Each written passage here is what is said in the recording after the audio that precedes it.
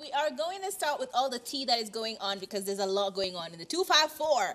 We have 254 and 256 and 257. Where is Zari from? She's all over the place. 256, 257, you will find her all over. International, her area code is pretty much international, okay? So Zari is speaking about the people who've been trying to scam others using her profile. And I think Turi has a lot of experience on that particular bandwagon. So she'll be telling us a lot of her stories as well. But it seems that Zari has become very vocal about these things, and she is insisting that you need to take precautions. We'll be talking about that in a bit. Jugush and Nairobi happened last night, and now he's over there with an OB number, which is probably never going to be sorted out. But you know what? Tis life, tis life. And finally, Kingangi is also telling us about an experience where he thought he struck gold, but kumbe yeye ndio the gold alikuwa na mainiwa.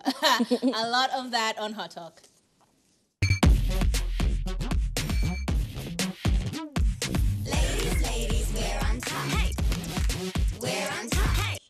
Now, we start the story with Zari Hassan, a.k.a. Mama Anapenda Bentens, okay? Now, this lady is beautiful. Honestly, you're just like, how are you even human? She is so gorgeous. She has an amazing body, and she does find a way to make her bank because she is also very, very rich.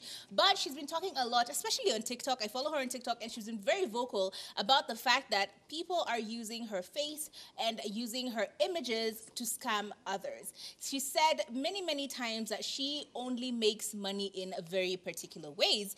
And luckily for us, unlike other fans and other celebrities who never tell us how they make their money, Zari is very vocal about how she makes her money. So this is what she had to say when she was addressing not just netizens, but people in the world in general. She said, "Scam alert, I am tired. Like seriously, how many times should I say this?" She continued to say, "I do not trade, I do not do forex, I do not deal with diamonds or gold, neither do I sell products on the marketplace.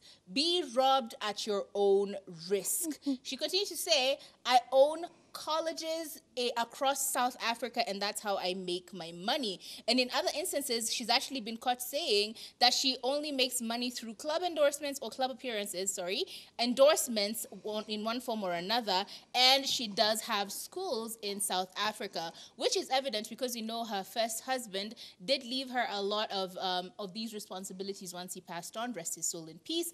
But yes, she does make money from these avenues. Any other thing where someone is telling us, including just a few minutes ago when Turi got a message saying, "Forex, I can't believe I have made this money, $5,000. And we're like, if you've made this much money, why are you asking me to give you money? You know, it doesn't make sense how people do it. But let me tell you, scammers are there and they do their thing. I'll give you an experience of mine, which I think I've told on this show a couple of times, but let me reiterate and recant the same story, or at least refresh the story, not recant the story. It was during my mom's wake, and you know, people come from all over the place, and we were dumb enough to post it on the obituary section, give people directions directly up until our doorstep. Unajua, you've told them, take 3 corners to the left, 3 right turns, and you will arrive to our doorstep. And unfortunately for us, people saw this and saw it as an opportunity to come and rob us, okay? So this random lady comes over, tells us the way she knew my mom. They used to be teachers together back in Roysambu. My mom taught at a primary school in Roysambu. It was called Roysambu Primary School. She taught there, and she's like, "Yeah, I know your mom. We were really good friends. In fact, I think you remember me." And she looked stark similar to this woman who, honestly, I did know as my mom's friend and a colleague of hers back then. But at that moment in time, there's so much going on. It's a wake. I mean, we're planning a funeral, guys. There's so much going on. Emotions are heightened. No one is really focusing on what is going on. And so she's come here and she wants to be part of the organizing committee. She wants to give blah, blah, blah, blah, blah. And so she offers to pay for something. I can't even remember what it was. But somehow we end up with her in the car going to deal with the last minute bits of things. We need to go and pay for this. We need to go and get this for that. We were doing the last minute, just checking off the list, right? And somehow the whole way we're going to town, no one is asking each other, how is this woman in this car and who is she? All I remember is she kept holding my hand, you know, consoling me, telling me it's going to be okay, it's going to be okay. And up until this very moment, I can remember exactly how it went went down.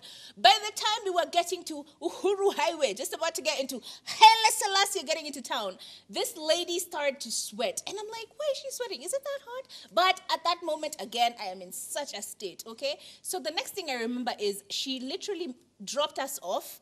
Somehow my brother and her were left in the car alone. And as she's dropping us off, she's like, yeah, you guys drop off here. We'll meet you up a little later. Let me go to the bank and do what? In my mind, we're all of us, me, my dad, my auntie, my mom's friend, like four adults, we are leaving the car, our car with a perfect stranger, and we all just left. And as we were leaving, I remember I gave her my phone. And I even ask her not to forget my SIM card pin, as in my mobile banking pin. I kept telling it to her, and she kept looking like she doesn't remember it. So I'm like, wait, I wrote it down for her, gave her both my phone and my M-Pesa pin written on it. Sorry, my mobile banking pin written on it, and she just left. And up until an hour later is when I'm going, wait, what? By the time I'm realizing what has happened, 100K Evo, pew, it's gone. You were rich, you had money. It was the week. Pesa ya matanga. Pesa ya matanga imebebwa tu hivyo. And now she's gone to a point where she's calling other people for help in distress. It's Faith, mimicking my voice, asking people to send her money on my number. Let me tell you, people are scammers in this Nairobi. That is my a point lot. is, I do not deal in Forex. I do not trade. Please, in case you see someone giving you funny information, please ask, verify. If you have their number, call them. Did you send me this message on social media asking me this and this and this and this? Because you will find out the truth. Otherwise, if you're scammed, I feel you. Even me, I was scammed, and I never judge anyone for being scammed. Because up until now, I cannot explain to you what happened. I cannot.